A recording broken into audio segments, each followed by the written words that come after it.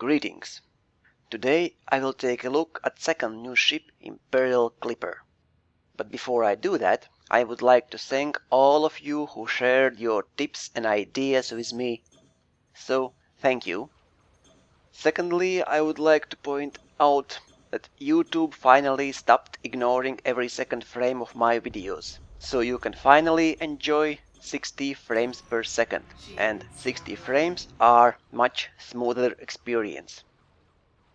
So let's get back to Imperial Clipper and buy it. As you see, the price is 22 million. And it's supposed to be a luxury transport for traveling from point A to point B in style. I will keep my Sidewinder. So here I am in my new Clipper. First let's see how much cargo space the default model has. 42 tons. 2 pulse lasers. And as usually our modules are around rating E. So basically you will have to spend time, fly around and search for better one.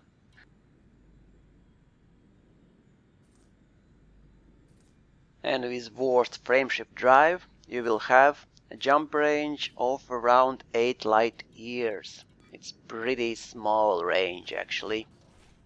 So here it is in outfitting menu. The ship looks great, really. It's supposed to be luxury transport, and it really feels like that. So let's start buying things. And prepare to spend a lot of money on the modules. As Class 5 best modules will be priced at 5 millions and Class 6 at 16 millions. As you see, rating B shield generator price is more than 5 million. Powerplant is priced at 16 million. So almost new ship's price.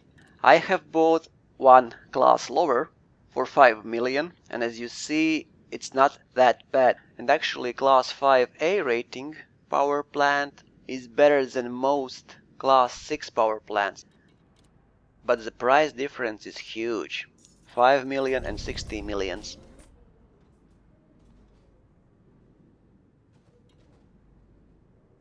Here I am buying a new weapon. And here is best frameshift drive, so let's buy it. It priced it at 5 million as it's class 5. And maximum class 5 modules are priced at 5 millions. As you see, maximum jump range is 17 light years. And in Galaxy map, after you buy new ship, you will see all other ships you have stored. So if you have any, you will see the icon in Galaxy map. Very neat, nice new feature from Beta 3. So here is my Sidewinder in Yan system. Nice. And yes, Imperial Clipper has best view out from cockpit. So Imperial Clipper is third ship that we can use for screenshots and videos. And the cockpit glass has no bars at all. So with slight head tilt up, you will have a perfect front view. Let's just enjoy hyperspace jumps. This is first ship where I really did enjoy hyper jumping. As you see, almost straight ahead. The only thing I don't like is you cannot turn off your HUD. And I really hope that developers will add that feature back. Because screenshots and videos look much better without any HUD elements. Andrew pointed out that I didn't show inside of the cockpit for Federal dropship, so here we go. And this ship really deserves that, as cockpit is best of all ships I have seen to date. So just take a look at this beauty. It feels expensive. And as this ship is meant to transport rich passengers, The cockpit is most important part of the ship.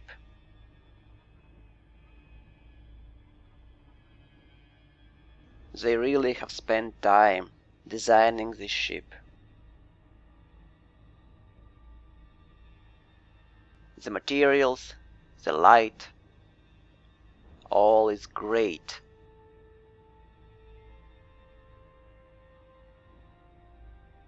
So if you do not care earning money, you have accumulated a lot of credits and you just want to fly from point A, point B in style, in comfort, in luxury, show off, this is the ship you really need. It also has second seat, as you see, so you could fly with your friend when we can walk around. Just keep one thing in mind.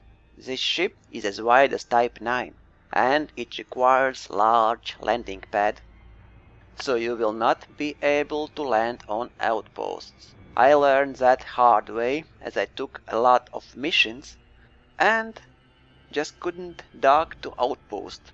Just keep that in mind. So is this ship good for doing missions? Only if you are sure that destination has large landing pad. Could you use this ship for trading? Of course, but again, only between stations that have large landing pad, and same time 120 tons of cargo space is not impressive. ASP has more and is much cheaper. And Type 6 has more than 100-ton cargo bay and is even cheaper than ASP, so trading not so much. But you do not buy a luxury sports car for moving cargo, don't you? So this ship is perfect for moving rich passengers in style around, with great view, expensive cockpit. Okay, let's do a couple of tests, speed test and turn test. First speed test. Let's see what is top speed with C rating thrusters.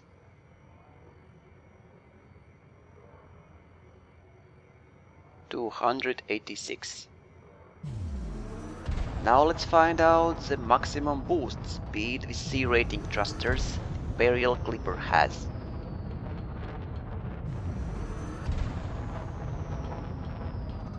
$367.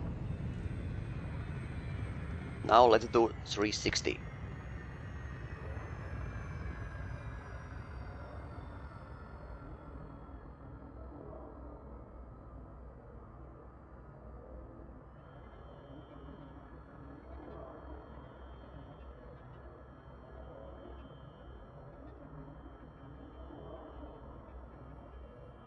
It's below 10 seconds, so its turning rate is pretty good. But I still had problems catching up with smaller ships. It's probably because it's very wide. It's actually almost as wide as Type 9. And the Type 9 is around 110 meters wide. So there's really no wonder that hardpoints placed on far edges of the Imperial Clipper have huge gaps between them. And you will see that just in a minute. Let's just enjoy hyperspace jumps one more time. I really loved how it looks like in Imperial Clipper.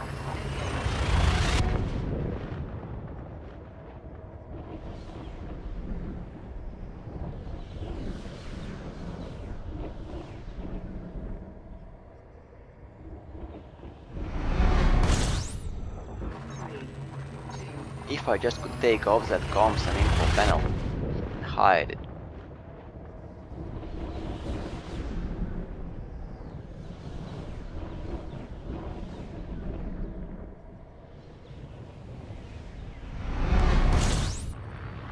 Now let's try and fight with fixed weapons.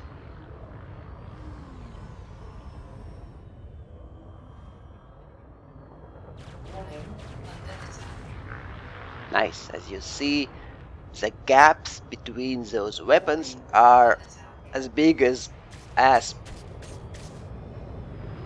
The position of hardpoints is as wide as this ship, so you will not be able to hit anything smaller than station with more than one fixed weapon at a time.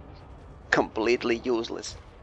Even if you place two fixed weapons same side, you still will have huge gaps. And the problem is, even if you get close enough, they will be spread up a lot. Let's now try Kimbo multi-cannons. As expected, those work much better. And you really can't use more than one fixed weapon at a time on this ship. So this ship is completely useless for bounty hunting. If I would have to fight in this ship, I would use probably one railgun and 3 multi-cannons or heat-seeking missiles. Probably even 3 missile launchers. So I will have railgun for silent runners and taking off shields, and missiles to finish everything up.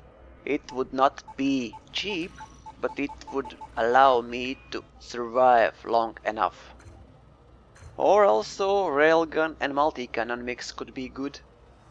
But I think if you can afford a luxury ship, you should afford heat-seeking missiles, and that would be the best protection for this ship.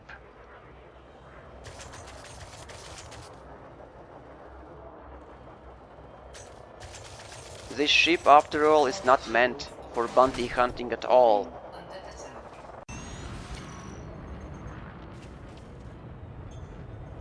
And probably you will want to avoid any fight at all cost.